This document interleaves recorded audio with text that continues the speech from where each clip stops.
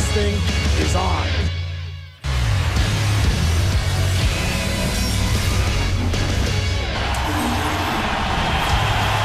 Happy New Year! SportsCenter's on. World Junior Championship. The Canadians, they've dominated in their first 3 games, but now they face the Americans. A bye to the semifinals on the line. 2 minutes in, Stéphane Delarovere storms in there and scores. Crowd loving it. 1-0 Canada. Minute and a half later, though, U.S. power play. Philip McRae beats Jake Allen. A very quick response from the USA. We're tied up at 1 after 1. Second frame, Nazem Kadri. He gets hooked, so the Canadians go on the power play, and it's not good. Taken away. And Tyler Johnson gets there for the U.S. Sends it ahead for Schrader. Short-handed. Jordan Schrader in alone. Schrader is scored! And that is the first time the Canadians have trailed in this tournament. United States up 2-1. 4 minutes later, though, an answer. And now Scandella with it. Now Scandella ahead for Braden Shan. In comes Shan. Sends it across.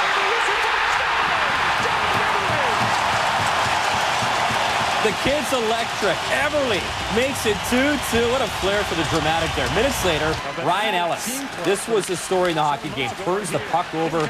Chris Kreider in, hauled down by Colton Tubert. We got a penalty shot. It's Kreider on Allen. Fires wide. As the Canadians dodge a big-time bullet. But a minute later, Jared Cowan, he turns it over, and here comes Kyle Palmieri.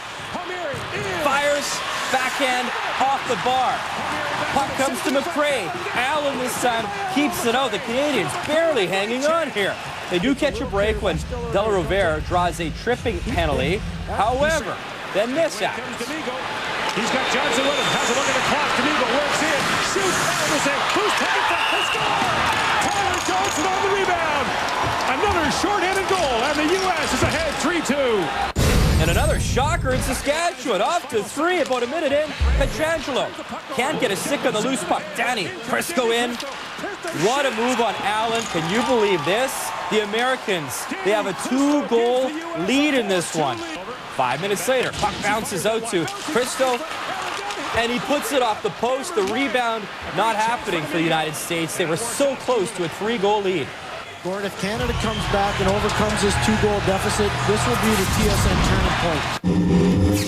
A history lesson for you, little flashback. Last New Year's Eve, the Americans, they had a 3-goal lead, but led by John Tavares, the Canadians stormed back. They won a thriller, arguably the greatest World Junior game ever. So can the Canadians find a little magic once again? 10 to go. Brandon McMillan's point shot tipped in by Everly. Second of the night, Canada has new life. It's a 4-3 game. Then 5 minutes ago, Everly takes a high-sticking penalty, and you won't believe what happens next. Closing in on John Carlson, who plays it out. Now Petrangelo steals. In comes Petrangelo. Short-handed. Scores! Petrangelo! What a shot. Petrangelo ties it up at 4. He took that upstairs in a hurry. What a game. Just over 2 to go. Puck comes back to Travis Hamonic, and it's hammer time. Scores. Canada now leads 5-4. Or do they? Braden Shen gets knocked into Campbell. The whistle blows just before the puck goes in. It was real close. Regardless, the refs wave it off. We're still tied, and we need some extra time. What a thriller. Less than a minute left in the extra frame. Everly again, come on. Not the hat trick. He was the hero last year. It's not going to happen here. Shootout needed. Canada will go first. It'll be Jordan Everly against Jack Campbell. And away comes Everly as the shootout begins. Jordan Everly. And Everly does a Lambeau leap into the Canadian bench. Canada leads the shootout 1-0. Cristo from Eden Prairie, Minnesota. In comes Cristo. Scores! That's a response. And now Nazem Kadri works his way in. In comes Kadri.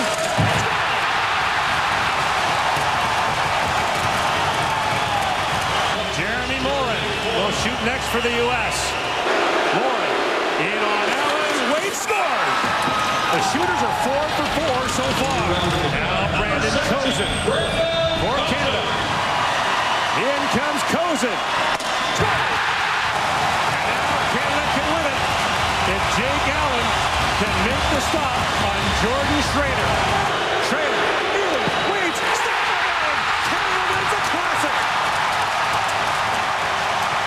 What an exciting finish. One of the best games I've ever seen when it comes to the World Juniors. They come on back and they take it in front of a wild crowd in Saskatoon, Saskatchewan. So the Americans, they go on to the quarters.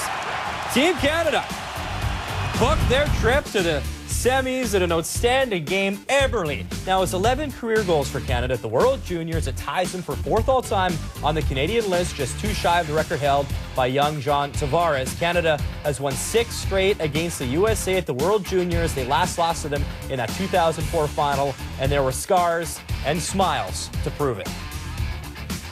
Speechless right now. It's a big character win. Those guys in their room, I think, really brings out the best in us when we play the Americans. And I think every time they get up, we seem to claw our way back. And I don't know how we do it, but we do it. And I think it's a great sign for our team. Kind of hard to explain. It wasn't our strongest game, I don't think. I think everybody's going to agree with that. But good teams find a way to win. That's what we did tonight. We just kept battling. You know, it's in our blood. And, you know, it really is unbelievable to have that happen to us again. It was a great job from the guys. You know, showed some character and some class. And you know, we went down 4-2 in the 3rd period, and obviously that was a little deflating, but, you know, guys picked each other up. You know, the fans supported us, and next thing you know, it was a tie game.